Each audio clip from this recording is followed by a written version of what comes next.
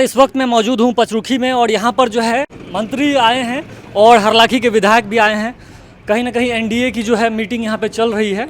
हम अंदर जाके बातचीत करते हैं कि आखिर क्या कुछ बात हो रहा है, लोगों को किस प्रकार से रिझाने का प्रयास किया जा रहा है।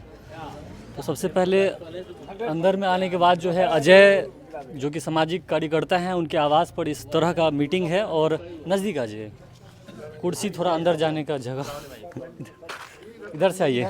ठीक ठीक, इस तरफ आ जाइए, इस तरफ आइए, इधर से इधर रखिए फोकस, इधर यहाँ पे आइए आगे। 7 मई को झंझारपुर लोकसभा का चुनाव होना है।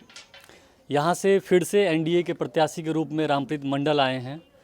2019 में वो बहुमतों से जो है यहाँ से विजय हुए थे और फिर से जो है एनडीए के तमाम जो नेता हैं, मंत्री हैं, विधायक हैं और जो कार्यकर्ता हैं, जो भी हैं, सब कहीं ना कहीं फिर से उनको सांसद बनाना चाह रहे हैं। तो सबसे पहले मंत्री महोदय से ही पूछते हैं, सर इतना क्यों मेहनत कर रहे हैं आप लोग? क्या लग रहा है, आप जीत रहे हैं या नहीं? नहीं, चुनाव में तो हम लोग अपना फ़र्ज अदा कर रहे हैं जी। चुनाव का ही ऐसा समय होता है जहां जनप्रतिनिधियों को जनता के बीच जाना पड़ता है और जनता मालिक होती है और उसमें हम लोग जा कर के उनसे अनुरोध करते हैं, मिलते हैं और हमने जो काम किया है उनके लिए, हमारी जो सरकार की उपलब्धि है उसको भी जगह जगह बताते हैं। तो कहीं पर बताने की भी, जितने इस गांव में जब आए हैं तो यहाँ पर तो बताने की भी ज़रूरत नहीं है।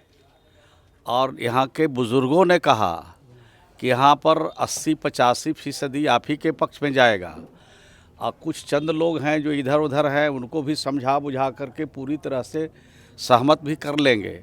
तो जो हमारी सरकार की उपलब्धि है, काम है बिहार की सरकार की और दिल्ली की सरकार की, उस काम से लोग काफ़ी प्रसन्न हैं, खुश हैं।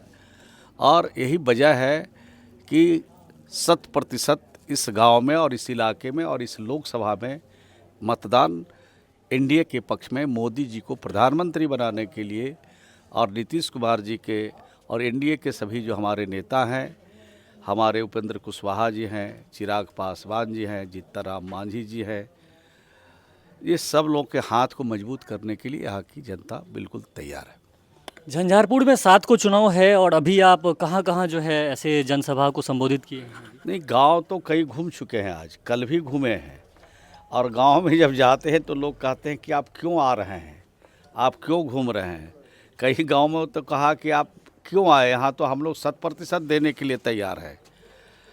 तो गांव में तो जो हमारा पक्ष है बिल्कुल मजबूत है, बिल्कुल स्थिति स्पष्ट है। लेकिन चुनाव में हम लोग पार्टी के तरफ से जब लगाए गए हैं, पार्टी का निर्देश है कि आप जाइए इलाके में, तो उसी सिलसिले में हम लोग। विपक्ष का कहना है कि आप बुरी तरीके से जो है झंझारपुर सीट हार रहे हैं। नहीं, यहाँ तो कौन यहाँ पे सत्ता के प्रति काफ़ी जो है यहाँ तो कोई विपक्ष नाराजगी है लोगों की, ऐसा नहीं। सत्ता के पक्ष क्यों नाराजगी रहेगी? जिस सत्ता के बल पर आज हर घर में बिजली पहुंच गई, देश का पहला राज्य बिहार है जहां हर घर में बिजली हमने पहुंचाया। आपके नेता का सर विरोध है, रामप्रीत मंडल का कहीं ना कहीं बहुत विरोध है। नहीं, अब तो बिहार की जनता विकास चाहती है, नेता को कोई थोड़ी अब देख रहा है। आप जिनके लिए कुछ कर रहे हैं वो भी आपके लिए कुछ सोचते हैं, कुछ करना चाहते हैं। देश का पहला राज्य बिहार है जहां 30,000 से ज़्यादा लड़कियां, बेटियां आज राइफल लेकर के बिहार की सरकार में आज पुलिस की नौकरी में हम लोगों ने बहाल किया है। इतनी बहाली देश के किसी राज्यों में नहीं हुई है। और हमने जो काम किया है बिहार में, जो काम किया हो, राष्ट्रपिता महात्मा गांधी, सरदार पटेल, डॉक्टर भीमराव अम्बेडकर, जननायक कर्पूरी ठाकुर, डॉक्टर राम मनोहर लोहिया के सपनों को हम लोगों ने साकार किया है। मंत्री जी का दावा है कि हम कहीं ना कहीं ये सीट जीत रहे हैं, विपक्ष की बात में मत आइए। और यहाँ पर 2 बार विधायक हरलाखी से सुधांशु शेखर भी हैं और इनसे भी थोड़ा सा हम बातचीत करते हैं कि ये वैसे तो मधुबनी लोकसभा क्षेत्र में आते हैं, लेकिन झंझारपुर में जो है आकर के जो है एनडीए के जो भी कैंडिडेट हैं रामप्रीत मंडल, उनको काफ़ी उनका हाथ मजबूत कर रहे हैं। क्या कहना चाहेंगे सुधांशु जी? हम तो कहने आए हैं, यहाँ के जनता जो हमारे वोटर है वो लोग पहले से ही उत्साहित है कि मुझे कहाँ वोट डालना है। यहाँ आते ही लोग बता रहे हैं कि हम एनडीए के पक्ष में वोट देना चाहते हैं। तो ये अच्छी बात है, बिहार के लिए, देश के लिए अच्छी बात है। और आगे हम दिल्ली में सरकार बनाना चाहते हैं, मोदी जी को देखना चाहते हैं।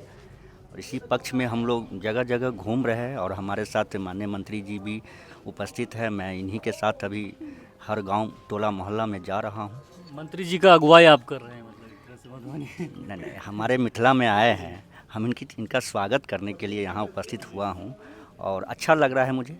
मिथिला में आए हैं और मिथिला की बात सुन रहे हैं, एक एक बिंदु पे बात हो रही है और जानकारी ले रहे हैं, अच्छी बात है।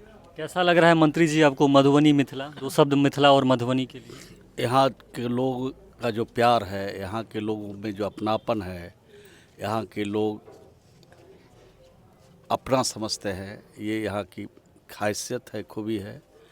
यही खासियत और खूबी अगर हर जगह हो जाए तो मैं समझता हूँ कि देश काफ़ी आगे बढ़ जाएगा। तो बहुत बढ़िया। अभी बिहार सरकार के मंत्री श्रवण कुमार थे, सुधांशु शेखर थे, बाबू बढ़ी के तमाम जनप्रतिनिधिगण यहाँ पर मौजूद हैं, मुखिया समिति और जेडीयू के काफ़ी वरिष्ठ नेतागण, कार्यकर्ता। और ये सब कहीं ना कहीं जो है झंझारपुर में 7 मई को जो इलेक्शन होना है उसके लिए लोगों के बीच में जाकर के स्पष्ट कह रहे हैं कि आप जेडीयू को चुनिए, क्योंकि नीतीश कुमार ने बिहार में काफ़ी विकास किया है। हमने महिलाओं के लिए हमने नौकरियां दी, हमने युवाओं को रोज़गार दिया है, हमने डेवलपमेंट किया है। अब 7 मई को यहाँ पे क्या होता है, क्या रामप्रीत मंडल यहाँ से फिर सांसद बनेंगे, क्या मोदी सरकार फिर प्रधानमंत्री बनेंगे, अब ये देखने वाली बात होगी। बाकी पचरुखी से मैं दिग्विजय प्रताप झा, आप देख रहे थे मिथिला टीवी न्यूज़। धन्यवाद।